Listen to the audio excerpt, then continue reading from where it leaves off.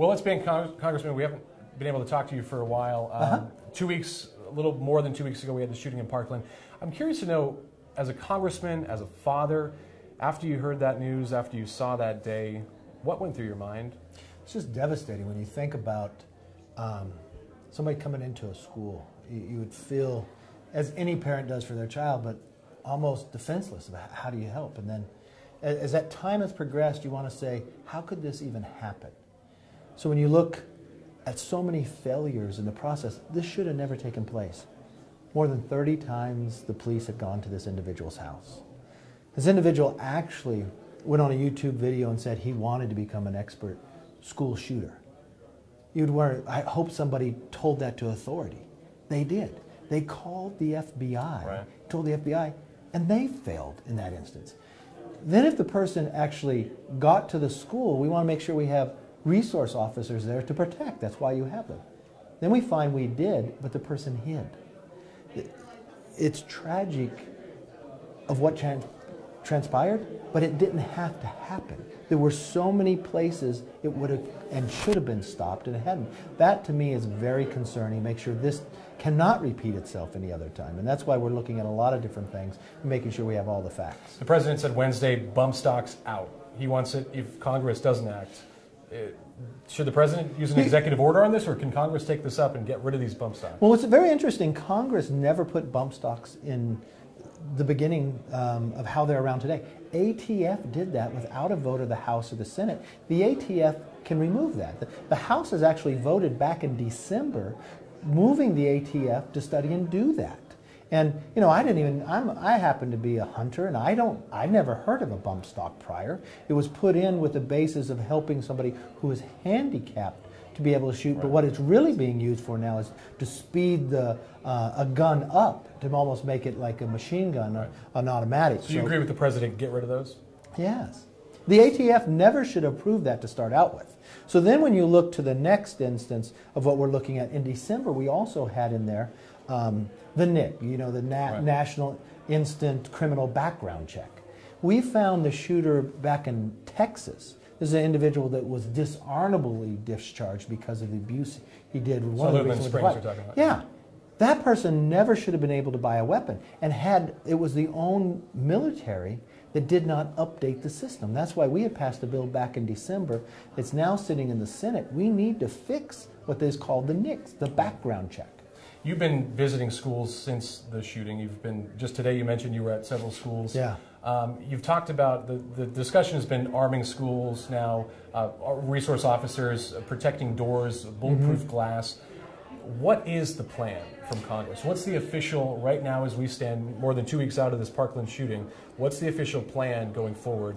What can we expect to see legislation-wise to beef up school security? Well, I just talked to the president today, actually, when I was at that school, and we discussed some of this as well. Well, the first thing you want to make sure is, let's make sure these bad people are not supposed to have a gun, cannot get a gun. And that's why you got to fix the background check. That is actually already passed the House. The House has also dealt with a bump stock directing where the ATF would go as well. Now we're looking at, there is a former sheriff that serves in Congress, who's in his first term, and he's from Jacksonville. He actually has a program in there too of doing different things for schools. As I toured the new Murray School here, this was built a little prior to that, making sure the doors are able to lock from the inside, so you don't have to go outside to do it, changing. Those are the things that we're looking at as well. Protecting the students might not only be a shooter, but be able to protect those students. But we're looking at the aspect, how do we improve that the individual is not getting the gun? Then we're going to have the hearings and look at from mental health. We passed a very big mental health reform bill last Congress. It's now going into effect. Are there areas that were missed, and how is that working now? And then also looking at, from a perspective, not just background but going forward, where did the police department and the FBI, why did they fail? Because that legislation is there. He never should have been able to have a weapon. And where did that failure hit? There are resource officers now on school campuses, on our own school campuses. Are they not getting the training they need, or did that person fail just his own personal by not going in? So we need to look in that area as well too, but I'd rather make sure those people should not have a weapon to be going in. But you want to make sure the law-abiding individual be able to protect. And I know in our own school district at Kern County, they didn't say teachers to be able to be armed, but those who have been trained and had a CCW and worked with the principal could actually bring their weapon onto campus, because had someone engaged that shooter faster, it would have stopped the situation sooner. We'll have to talk about raising the purchase for an assault weapon to the age of 21. Would you support legislation like that?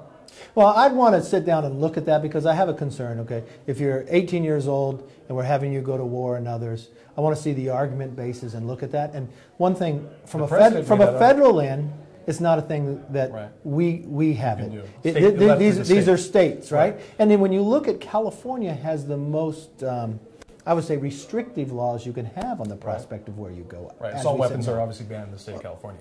Yeah. The president, though, seemed to lean towards supporting that. I mean, he sort of flew in the face of the NRA. He famously at that meeting Wednesday asked the senators around the table, "Why are you so afraid of these members, this group?" So would you support that going forward? Well, it's a state issue. The state's going to have to deal with it. I think what you want to make sure is, let's get all the facts of what's causing it. There are so many places that have failed. The NIC failed us in Texas. The FBI and the local police failed us in Florida. I don't want to be able to produce something that's not going to make any change. And so let's look at where the failures have been and let's change it. And from my perspective is, in December, before this shooting ever took place, we have moved a bill out of the House into the Senate that dealt with the background checks. I think, to me, that is key. Also, when it comes to the mental health, that has been a common denominator through a lot of these instances. And we had passed a bill last Congress based upon past shootings as well from health problems. Timing, timing though, because I think the sooner the better. Right. The Senate today, though, kind of stepped it over. They're talking about banking issues, Dodd-Frank. I mean, what can we expect time-wise? I believe something. Well, timing, the House already has a bill in the Senate. I think you're going to see the House deal with Rutherford's program about schools and grants and others. There's other things that we have looked at in that perspective. I think in a very short time, you'll see the House add some more legislation to move to the Senate. I'd like to see the Senate act on the legislation that we moved to them in December on background checks. I want to talk about DACA. Obviously, there's that president's deadline, March 5th, coming up Monday. It really is sort of a symbolic deadline because the Supreme Court says they're not getting involved, but the California justice, they struck that down, saying the renewals can still happen. So we're in this weird limbo with what's going to happen with DACA. Obviously, Republicans want to attach it to a larger, broader border security bill, something bigger. Should DACA recipients feel safe right now that their program will not be taken away from them and have confidence that Congress can get something done to protect them? Both answers are yes, because the court has made a decision. It's at district court. It has to go down to the Ninth Circuit. The Supreme Court looked at it, taking it up early. They said no, the Ninth should look at it and look at it now. So then whatever their decision could eventually go to the Supreme Court. But this is where hopefully the Congress can solve this problem. But to solve the problem, you don't want to perpetuate it and have it back here in another 2 years. So you have to have border security. Because what's interesting here in our current laws, people are not treated the same way if they come here illegally into the country. If you're from a contiguous country, Mexico or Canada, and you're caught along the border, you're removed back to your country. If you come from another country, you actually stay in America. You're given a ticket, and 7 years later, roughly, the courts have you in the system. You'll perpetuate the problem, and we'll be right back here where we were before if we don't have some type of border security. And what's interesting, even if you go back to past Congresses for the Gang of Eight and others, they supplied more money than what is being asked for today for border security. So I don't think that's a difficulty. It's not a funding issue. And the one thing you want to do when someone comes to the country, we care about the nuclear family. And so we're looking at Some Republicans don't support that, though. Yeah, but what we're looking at today is if somebody comes here from the country, of course they bring their children and they bring their spouse, but you can bring your brother and sister, your married children and others, and that's limited to how many years that can be, like 65,000. There's a 30-year wait on that process. So why don't we transform that and modernize that? A brother and sister can come on their own in the process, adult from that place. And then when you look on how people come to the country just like a luck of a lottery instead of a merit-based system. I think everybody agrees in the merit-based system. These are the 4 pillars the president is asking for. I think it's really common sense and really common ground for both positions. So there's a place we can go that we can secure the border. make sure those DACA kids would not be transported out of the country, reform chain migration, secure the border, and do something on merit. I think there's a solution there for everybody. You probably follow these sweeps that have been happening up in the Bay Area and the Valley. Some have said it's in retribution from how the state of California voted. This is the federal government sort of getting back at blue states. No. Should DACA recipients, should families be worried about what's going on right now with these sweeps? Or are these really truly targeted at criminals and people who shouldn't be in this country? Well, DACA recipient should not be worried at all because they've gone and they filed and they're totally fine in that process. If you look at what happened in the sweeps, and really what's concerning to me is the Oakland mayor. To go out and say ahead of time a sweep is coming, and look who they picked up. Forget a couple hundred people, right? Gang members, somebody that's been deported 8 times, a cocaine trafficker. Those are the people they're going after, you know, from a criminal basis of where it's at. And so that, to me, is very concerning that someone would protect those individuals. And the whole debate about having a sanctuary city, this has nothing to do about California. This is across the country. Right. ICE has to uphold the law. But we're a land of a rule of law, right? If California or Oakland wants to now say they only support certain laws, then why can't Kern County go out and say, well, we don't support endangered species anymore, or we don't support doing a NEPA background check when we build something? You can't do that if you disagree with something. You change the law. The law is the law. That is what makes America stronger, and also the rule of law of how you become a citizen. We want people to become citizens legally. I've been to the naturalization system. This is a country, my family are immigrants to this country, and you want to make that happen on a legal basis as we've done in the past. But if you break down society, you'll break down the rule of law at the same time. I want to talk to you about, finally, tax reform. This was a big win for the president, big win for Republicans. We're now seeing the benefits, lots of people seeing more money on their paycheck.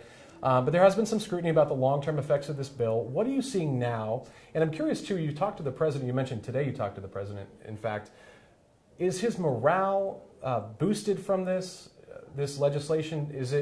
We're heading into midterms. It's going to be a tough fight for Republicans. Is that tax reform bill helping this administration, helping the momentum? Or now with the gun debate, and are we stalled? Or what do you see for the next year? And you have the president's ear. How are things happening at the White House? Well, the one thing I see, the tax bill is not written for a Republican to win. It's for the country to win. And think for a moment. More than 4 million people got bonuses. All right? 1.2 million people who work at Walmart just got an extended maternity leave. The number of companies that actually raised their minimum wage with government doing nothing. 90% of everybody who works in America just got a pay raise in their paycheck starting this month. When you look and you brought home more money, it's a pay raise. Right. And I was walking out of a hotel the other day, and the door person opens up the door, welcomes me for the good morning. I said, good morning. He goes, thank you for the pay raise. I got it in my paycheck because you passed the tax bill. But there's even more aspects to it. So many utilities, I think it's in 37 countries, lowered their rate of their energy bill because they passed on the tax savings. But think about those trillions of dollars that were sitting overseas for American companies, bringing them back to America. Right. That's Apple. Starbucks is giving bonus. That's not a Republican company. So it's not based on party, it's based on a country. The country is stronger for it, just like we said. Now, I understand there's a philosophical difference. I understand Nancy Pelosi believes it was Armageddon and thought it was crumbs, and she's fighting very hard to be speaker again. And if they took the majority, she would be speaker. Because from one standpoint, history says in an off-presidential year, meaning the first year after election, the party in power that has the White House loses a lot of seats in the House. So yeah, it's going to be a competitive race. There's been talks about you becoming speaker. No. From the standpoint, what you're finding, look, I'm very fortunate in the job I have. I want to represent Kern County, Tulare, and LA County. That's my job. That's there was rumors chief of staff. Those are. I mean, I saw the press conference. I saw the press conference you had. No truth to that at all, General Kelly. No, I like the job. I think General Kelly's doing an excellent job. He's an unbelievable American that dedicated to the country, and he's doing a great job at chief of staff. There was no opening. That's the thing with press today. No, I'm very happy in my job. I've already filed to see if I'm fortunate enough to represent the 23rd District again. That's what I'm working to do. But the thing I find is the tax bill, when it passed, it was unpopular. Today it's much more popular because people are seeing more of their own money being kept. They're seeing more jobs being created. Small business has the lowest rate they've had in 40 years. I was just in Antelope Valley this morning doing the Outlook conference. Look at the latest small business confidence level. It's at its highest point, right? In the latest coming out. This is an exciting time to be an American. I believe it's the beginning of America's comeback. Awesome. I got to ask you about the chief of staff stuff. It's fascinating. Why? To me, that's more press. Is it sort of what comes with the territory of sitting next to the president, of being invited to the Oval, of having his ear? Is that sort of what comes with that? I don't know. You know, press puts up so much out, but the point that I think is not right and not fair. John Kelly's doing a great job. There is no opening. John Kelly is doing. Some have said they've questioned him with the Rob Porter and different instances that have happened. They said he could be running a tighter ship and could be doing stuff better. Look, he's done some really good reforms there at the White House. He's brought good structure in. He became chief of staff. He helped us from the point to getting tax reform through. I think he's doing a great job. I feel very fortunate to have my job. I like the work I'm doing right now. That's what I want to continue to do. Congressman, thanks for the time as always. Thank you. Appreciate meeting you here in Ridgecrest. And thanks for coming out, and thanks for John Abbott. We don't get to these enough, I was telling him, so we love it. That's perfect.